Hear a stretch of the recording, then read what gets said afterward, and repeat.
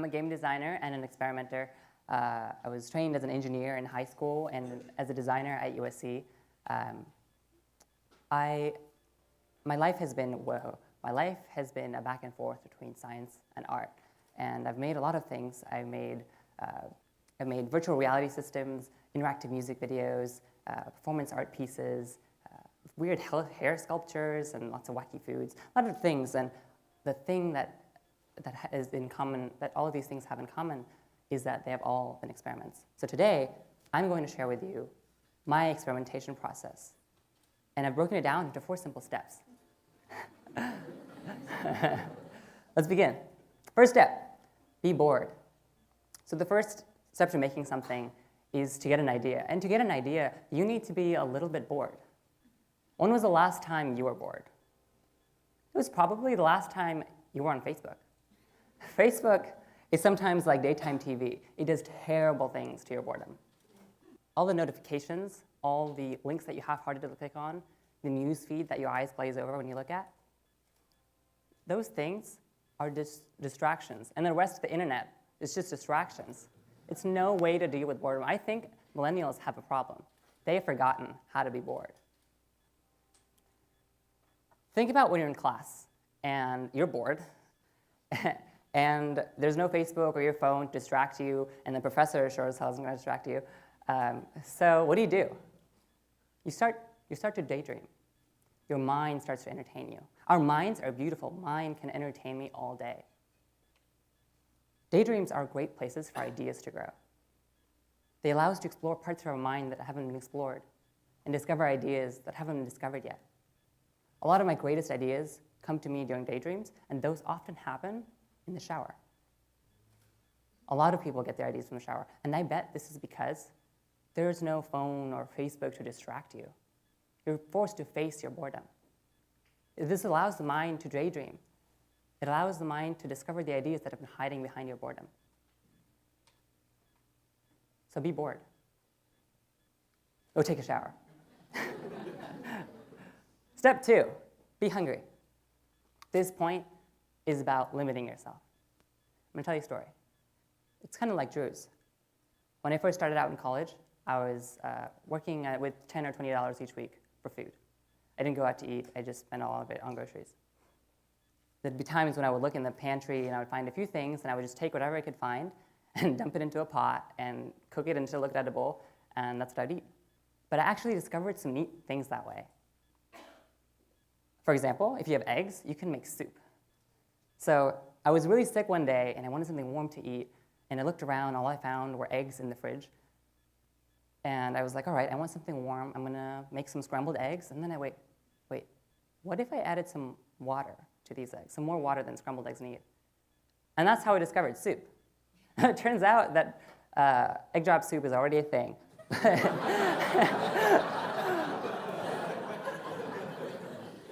But my point is that the constraints that I had, the fact that there was not enough food in the kitchen, forced me to discover something new.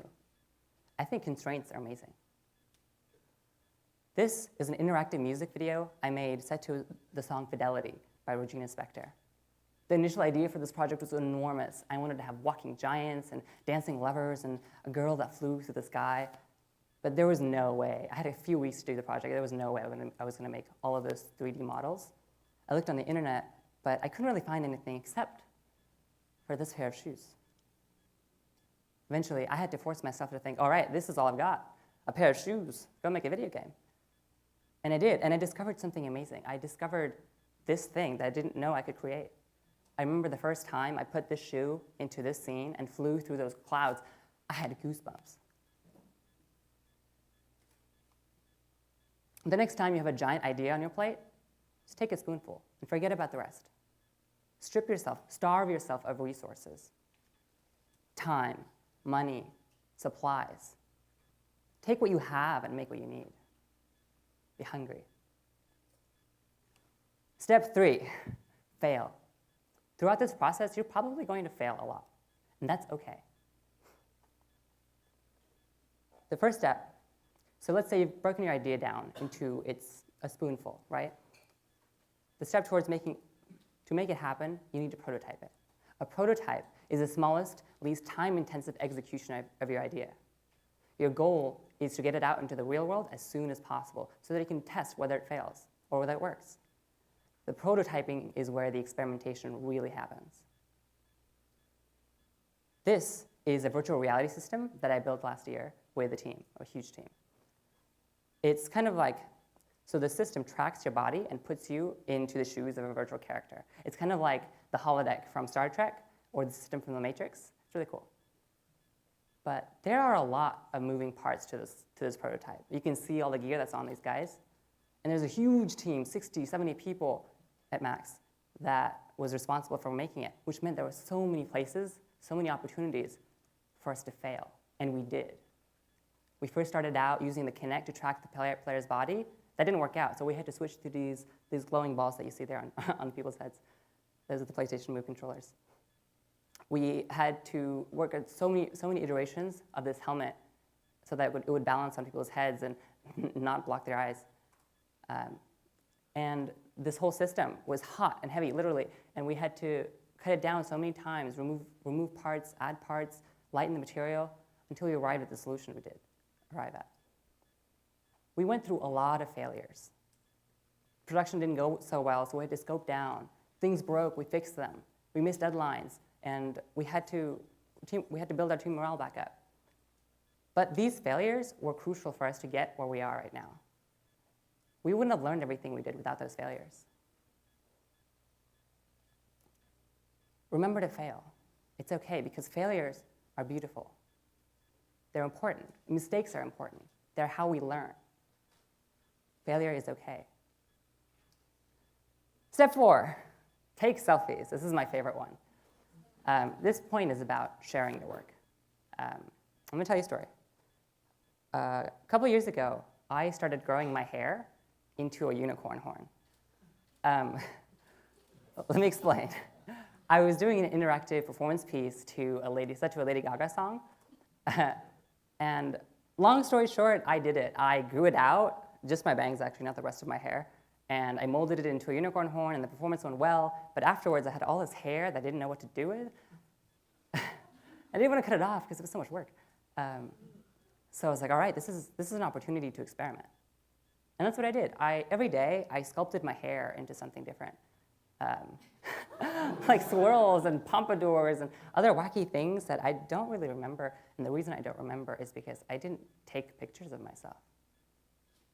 All of my experiments are gone. They're in my memories and in the memories of the few people who saw them.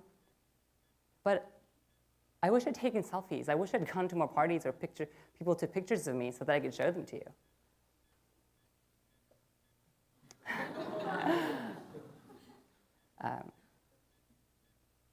Wow, lots of faces. I'm going to tell you about something else. There's a magical thing that happens every year in San Francisco. It's called the Game Developers Conference, and for someone like me, that's awesome. And there's a session there run by some amazing people called the Experimental Gameplay Workshop. Designers and experimenters from around the world come to show the things they've been working on throughout the year. And what I love about this session is that they share their process. This process, to me, is far more valuable than the final product. When you share your work, you allow others the opportunity to learn from your mistakes. You allow people to give you feedback and to learn from your work. And you get recognition from your work, which always, always motivates me to make more. So take selfies. Send Snapchats of your hair to your best friends. Take Instagram pictures of the new dish you invented. Actually, you know what?